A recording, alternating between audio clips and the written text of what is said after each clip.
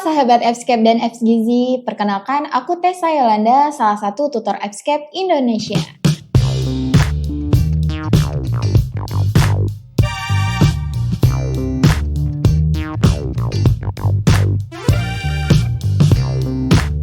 Pada video kali ini, kita akan kembali membahas soal-soal hukum terkait dengan gizi.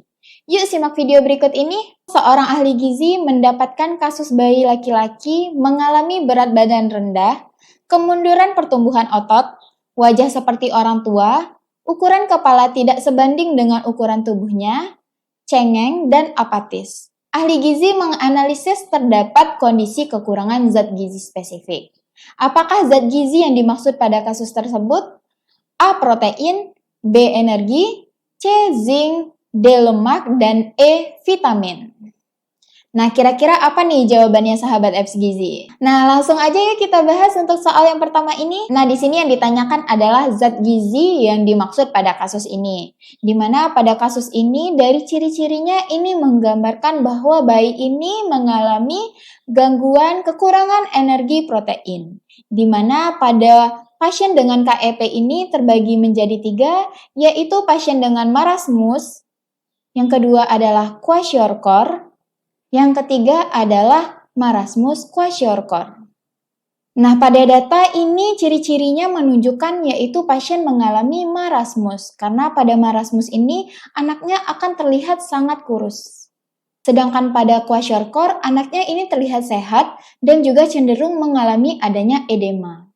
Lalu marasmus dan kwashiorkor merupakan perpaduan antara kwashiorkor dan marasmus. Jadi di sini kondisi yang dialami oleh pasien ini adalah penyakit marasmus. Nah, marasmus ini dia berkaitan dengan kekurangan energi. Jadi untuk soal nomor 1, opsi yang paling tepat itu adalah energi. Jadi marasmus tadi itu kaitannya dengan energi ya sahabat Fscape semua. Di sini ada opsi A, protein. Ini salah karena protein ini dia berkaitan dengan kekurangan penyakit kwashiorkor. Jadi kalau pada kwashiorkor ini zat gizi spesifiknya adalah protein. Sedangkan marasmus itu karbohidrat ataupun energi. Nah, marasmus perpaduan antara karbohidrat dan protein. Nah, di sini jadi yang paling tepat itu adalah energi ya sahabat Fscape semua, lemak juga bukan, vitamin juga bukan, dan zinc juga bukan.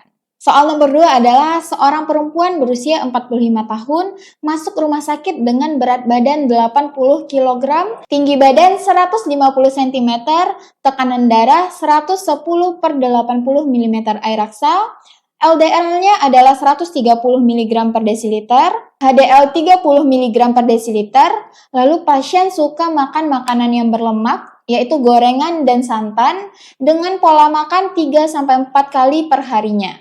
Ahli gizi melakukan pengkajian data gizi. Apakah status gizi pasien dari kasus tersebut? Nah, kira-kira apa nih jawaban untuk soal nomor 2? Di sini yang ditanyakan adalah status gizi pasien. Jadi kalau status gizi yang ditanya, kita fokus aja ke data berat badan dan juga tinggi badan. Nah, di sini berat badannya adalah 80 kg dan tinggi badannya adalah 150 cm. Nah, di mana untuk mencari status gizi itu kita menggunakan indeks massa tubuh atau IMT. Di mana untuk mencari IMT ini rumus yang digunakan adalah berat badan dalam kilogram dibagi tinggi badan dalam meter kuadrat. Nah, jadi kita masukkan berat badannya di sini adalah 80 kg. Kita bagi dengan 1,5 dikali 1,5 meter. Nah, IMT yang kita dapatkan ini adalah 35,55 kg per meter kuadrat. Selanjutnya untuk menentukan status gizinya, kita lihat hasil IMT ini pada klasifikasi IMT-nya. Di mana klasifikasinya ada di sini yaitu untuk berat badan kurang yaitu IMT dengan kecil dari 18,5. Nah, selanjutnya itu untuk berat badan normal. Berat badan normal ini IMT-nya yaitu 18,5 sampai 22,9 kg per meter kuadrat. Nah, overweight atau kelebihan berat badan itu IMT-nya adalah 23 sampai 24,9. Nah, untuk obesitas 1 ini IMT-nya adalah 25 sampai 29,9.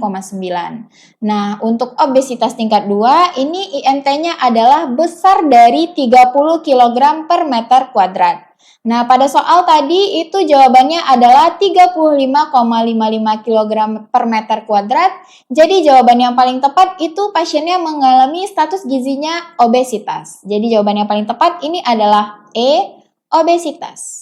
Nah, mudah kan untuk menghitung IMT, sahabat EBSCAP? Selanjutnya kita masuk ke soal nomor 3. Soal nomor 3 adalah ahli gizi akan melakukan penyuluhan terkait gizi lebih pada posyandu di desa X dengan menggunakan media penyampaian informasi tulis dan bergambar yang berbentuk halaman buku. Media apakah yang digunakan oleh ahli gizi tersebut? A. Booklet, B. Flipchart, C. Leaflet, D. Poster, E. Baliho. Nah, kira-kira apa nih jawabannya sahabat EBSCAP? Langsung aja yuk kita bahas untuk soal nomor 3 ini. Di sini yang ditanyakan adalah media, yaitu media yang digunakan oleh ahli gizi dalam penyampaian informasinya. Nah, data fokus yang kita dapatkan pada soal ini yaitu berbentuk halaman buku. Nah, berarti ini terdapat beberapa halaman pada media tersebut. Nah, dari opsi ini baliho itu hanya selebaran, jadi untuk baliho ini salah. Poster juga itu bentuknya selebaran, leaflet juga selebaran. Nah, di sini yang beberapa halaman itu adalah flipchart dan booklet. Namun, pada flipchart ini adalah berbentuk seperti lembar balik dan tidak seperti buku. Yang seperti buku itu adalah booklet. Jadi, untuk soal nomor 3 ini, jawaban yang paling tepat adalah booklet. Nah, jadi flipchart juga salah ya, sahabat EBSCAP semua. Nah, gampang kan untuk menentukan media yang tepat pada soal ini? Nah, selanjutnya kita masuk ke soal nomor 4. Seorang mahasiswa semester 5, jurusan gizi, ingin mengetahui berat mentah dari bahan makanan matang yang dikonsumsi oleh seorang remaja berusia 18 tahun dengan rincian berat matang nasi 1 piring yaitu 200 gram. Dengan faktor konversinya adalah 0,5. Berapakah berat mentah dari beras yang dimakan oleh remaja putri tersebut? Nah, kira-kira yang mana nih jawaban yang paling tepat, sahabat EBSCAP? Langsung aja yuk kita bahas untuk soal nomor 4 ini. Di sini yang ditanyakan adalah berat mentah. Nah, di mana rumus pada berat matang mentah itu adalah berat matang sama dengan berat mentah dibagi dengan faktor konversi. Oke, di sini kita masukkan data yang sudah kita dapatkan pada soal. Di sini berat matangnya kita ketahui 200 gram. Lalu yang ditanyakan adalah berat mentah, jadi kita tandai dengan X dulu, lalu kita bagi dengan faktor konversinya yaitu 0,5. Nah, X sama dengan berat matang tadi, kita bagi dengan 0,5. Sehingga kita dapatkan 100 gram. Jadi opsi yang paling tepat itu D, 100 gram. Oke, mudah kan untuk menghitung berat mentah pada soal ini. Selanjutnya kita masuk ke soal yang terakhir, soal kelima. Seorang ahli gizi memberikan konseling kepada seorang klien. Selama konseling berjalan, klien memiliki karakter tertutup.